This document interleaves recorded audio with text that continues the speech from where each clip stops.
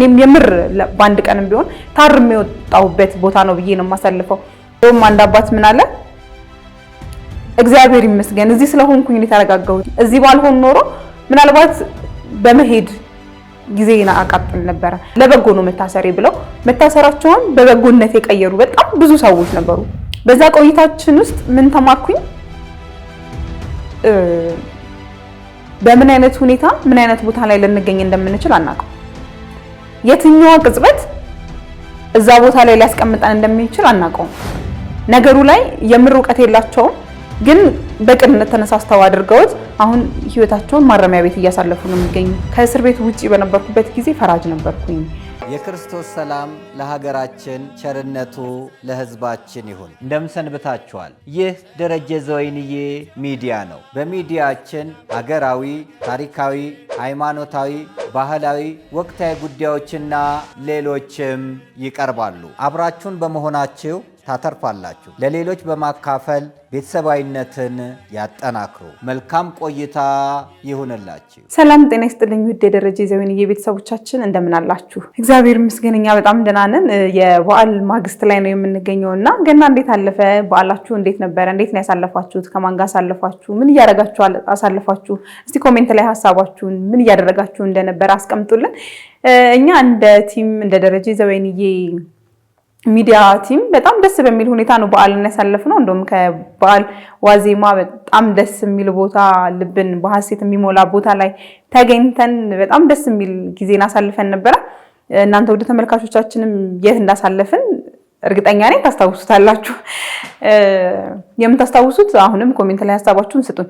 ያሳለፍነው እንግዲህ በማረሚያ ቤት ነበረ። በማረሚያ ቤት ያሉ እህት ወንድሞቻችን እንግዲህ በዓልን በምን አይነት ሁኔታ ነው የሚያሳልፉት የሚለውን ለማየትና እኛም ታስሬ ያልጠየቃችሁኝም ታርጄ አላበላችሁኝም የሚለውን የእግዚአብሔርን ቃል ለማክበር እንግዲህ ገናን ስናስታውስ እግዚአብሔር ውልደቱን ነው የምናስታውሰውና የእግዚአብሔርን መምጣት በጣም ደስ በሚል ሁኔታ ነው ለመቀበል ፈልገን የነበረው። ማረሚያ ቤት ስንሄድ እንግዲህ ማረሚያ ቤቱ የነበረው አቀባበል እጅግ በጣም ደስ ይል ነበረ። እውነት ለመናገር እንደዚህ አልጠበቅኩም ነበረ።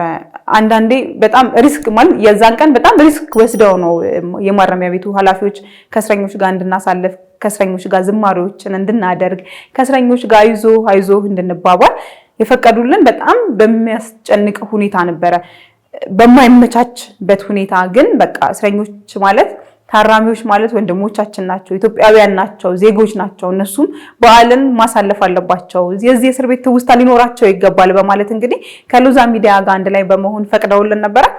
በጣም ደስ ይል ነበረ። የምር እስር ቤት ነው ወይ ብዬ እስክጠይቅ ድረስ ጨዋነትን፣ ትህትናን፣ አለመታበይን ያየሁበት ወጣትነት ዝቅ ብሎ ማገልገል መታዘዝ እንደሆነ በደንብ የተማርኩበት እኔም የምር ባንድ ቀንም ቢሆን ታርም የወጣሁበት ቦታ ነው ብዬ ነው የማሳልፈው። የማንጠብቃቸውን ሰዎች አይተናል። እንዴ እዚህ ናቸው እንዴ ብለን በጣም ብዙ ሰዎች ጠይቀናል። እኛ ስለጠየቅናቸው በጣም ደስተኛ ነበሩ።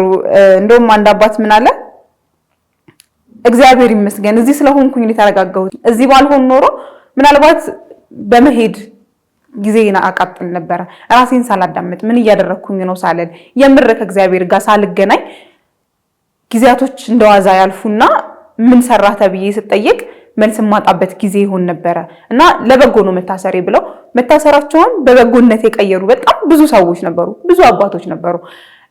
ወጣቶች አይደሉም፣ የቤተክርስቲያን መምህራናቶች፣ አባቶች፣ መምህሮች፣ ቄሶች፣ በጣም ብዙ ሰዎች ነው የነበሩት በቦታው ላይና እስር ቤት ላይ ማንም ይቀራል ብለን አናስብም። የአዲስ አበባ ዩኒቨርሲቲ ፕሮፌሰር ሁሉ አግኝተን ነበር። በጣም ወጣት ቀን ደስ የሚል ወጣት ነበርና በዛ ቆይታችን ውስጥ ምን ተማርኩኝ? በምን አይነት ሁኔታ ምን አይነት ቦታ ላይ ልንገኝ እንደምንችል አናውቀው።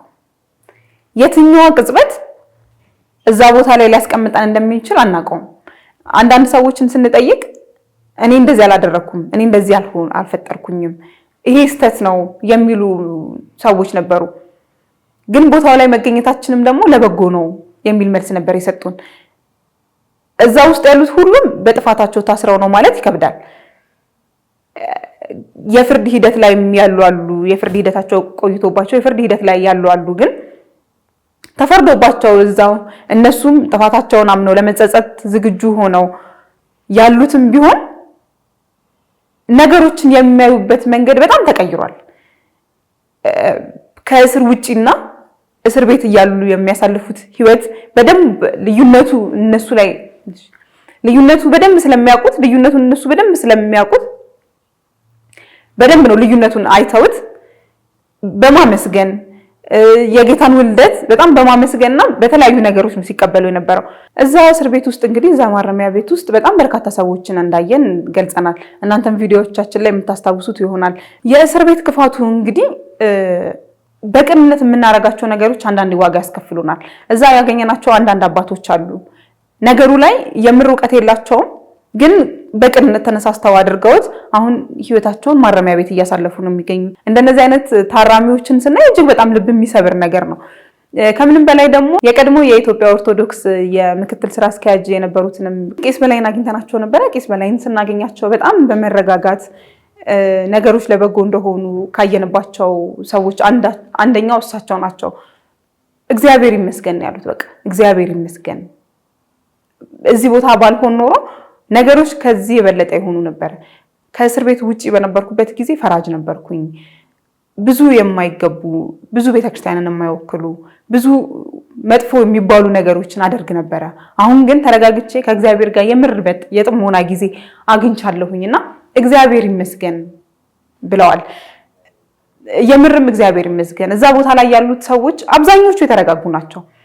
ከህይወት ሩጫ ከመዋከብ ሁሉንም ለመያዝ ከመጣር አለ አይደለ በቃ ሁሉም ቦታ መድረስ አለብኝ፣ ሁሉንም ሰው ማስደሰት አለብኝ ከሚል ከህይወት ሩጫ ረገብ ብለው ራሳቸውን አግኝተው ራሳቸውን ፈትሸው ልክ ታርመው ሲወጡ ምንና ምን ማድረግ እንዳለባቸው ጥንቅቅ አድርገው የሚያውቁ ሰዎችን ነው ያፈራ ነው።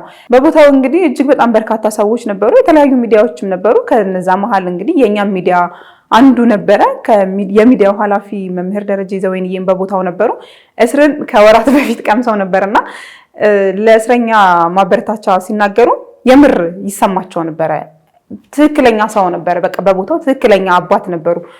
የተሰማቸውን በቦታው ስለነበሩ ፊል ያደረጉትን ነገር ለእስረኛው አጋርተዋልና እስረኛውም የውስጣቸውን እየተወራላቸው ስለነበረ በጣም በጥሞና ነበር ሲያዳምጡ የነበረው። እንደዚህ አይነት ቦታ ላይ የቀመሰው ያውቀዋል። የቀመሰው ሰው ሲሰብክ እና ያልቀመሰው ሰው ሲሰብክ በጣም ይለያያል። እና በቦታው ላይ ነበሩ።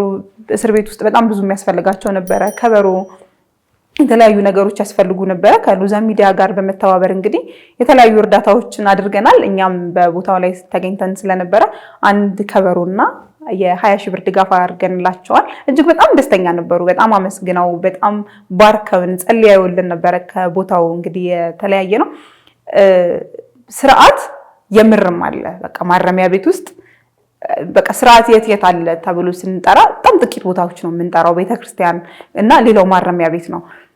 በቃ ትክክለኛ ስርዓት ያየንበት፣ ትክክለኛ መተናነስ ያየንበት፣ መታዘዝን ያየንበት ቦታ ላይ ነበርና እንደው እነዚህ ሰዎች ወጥተው ለቤታቸው አብቅቷቸው ለሀገራቸው ፍሬ የሚያፈሩ አይነት ወጣቶች ሆነው እንደዚህ አይነት ቦታ ላይ ነበርኩኝ። አሁን ደግሞ እንደዚህ አይነት ቦታ ላይ ነው ያለሁት የሚል የምስጋና ፕሮግራምን ለመስራት ያብቃን እንላለን።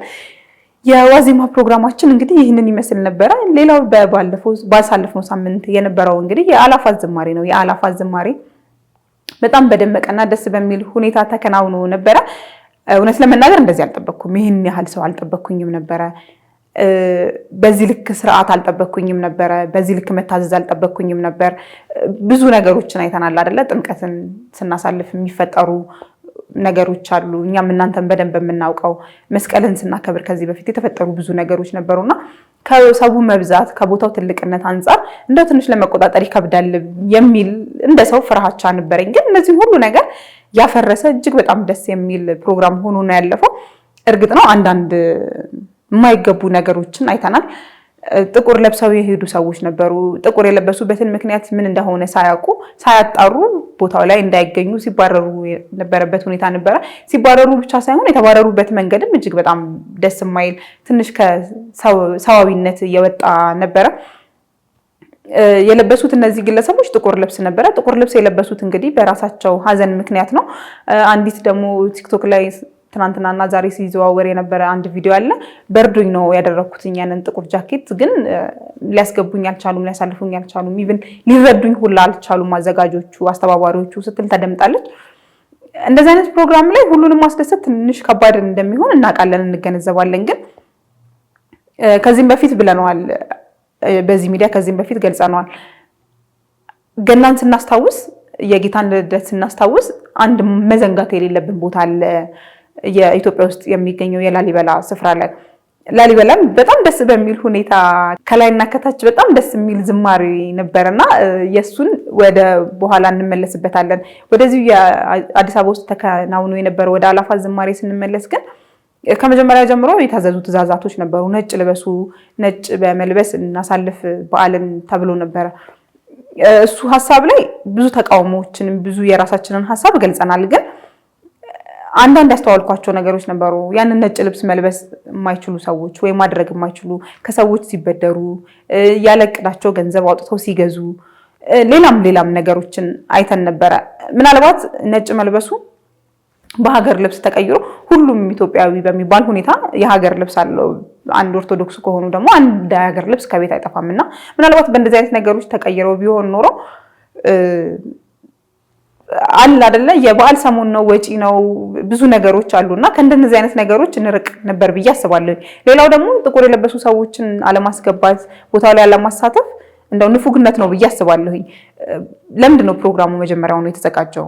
ሰዎች እንዲያመሰግኑ፣ ከእግዚአብሔራቸው ጋር እንዲገናኙ፣ ያቺ ሰዓት ያቺ እልልታ እግዚአብሔር እንኳን መጣልን፣ እንኳን ጌታችን መድኃኒታችን ኢየሱስ ክርስቶስ ተወለድክልን ልንል አይደል የተገኘ ነው። ስለዚህ ልብስ ማታር ያደርጋል ብዬ አላስብም። እዛ ቦታ ላይ ኦርቶዶክሳዊነት፣ ኦርቶዶክስ መሆን ብቻ በቂ ነው ብዬ ነው የማስበው። ወይም ደግሞ ግዴታ ነጭ መለበስ አለበት ከተባለ አንዳንድ ነገሮች በምክንያት ቢታለፉ፣ አሁን ለምሳሌ እነዛ ሀዘን ላይ ያሉ ሰዎች ቦታው ላይ መገኘት ፈልገዋል፣ መዘመር ፈልገዋል፣ እግዚአብሔር ማመስገን ፈልገዋል። ግን በልብሳቸው ምክንያት ይህንን ሁሉ ነገር እንዳያደርጉ ተከልክለዋል። እንደው የተለየ ሌላ ዓላማ አልያዙም። እንደው የተለየ ሌላ ነገር ያደረጉት ነገር የለም። ሀዘናቸውን ብቻ ነው መግለጽ ፈልገው የነበረው። ሌላም ደግሞ አርሲ ላይ የሞቱ በጣም ብዙ ሰዎች ስላሉ እነሱ ምክንያት በማድረግ አንድ ወይ ሁለት ዝማሬ ቢኖር እንደው በተወሰነ ያህል እንኳን ጥቁር ለብሰን የተሰዉ ሰማዕታትን ብናስታውሳቸው የሚሉ ሀሳቦችን ተነስተው ነበረ። ግን ይህንን ሀሳብ እንግዲህ በተለያየ ምክንያት ውድቅ ተደርጎ ኢቭን የቤተሰቦቻቸውንም ሀዘን ላይ የነበሩ ሰዎች ቦታው ላይ እንዳገኙ ታግዶ ነበረ። እንግዲህ በሚቀጥለው ዓመት እነዚህ መሻሻሎች ተደርገው ደግሞ ሰፊው ይከናወናል ብለን ተስፋ እናደርጋለን። ባሳለፍነው ሳምንት እንግዲህ የነበሩት ርዕሰ ጉዳዮች እነዚህ ነበሩ። እናንተስ በዓላችሁን እንዴት አሳለፋችሁ? ከማን ጋር አሳለፋችሁ? በምን አይነት ሁኔታ አሳለፋችሁ? እስቲ ኮሜንት ላይ ሀሳባችሁን አስቀምጡልን። ስለነበረን ቆይታ እያመሰገንን የዛሬው ፕሮግራም እዚህ ላይ ያበቃል። መልካም ጊዜ፣ መልካም ቆይታ። እኛ በትላንትናና በነገ መካከል ያለን ዛሬ ነን። ዛሬ ላይ ሆነን ነገን በበጎ ነገር እንገንባ። ነገ አዲስ ቀን ነው፣ ቀኑም ደግሞ ደስ ይላል። ደረጀ ዘወይንዬ ሚዲያ፣ ኢትዮጵያዊ ማንነት።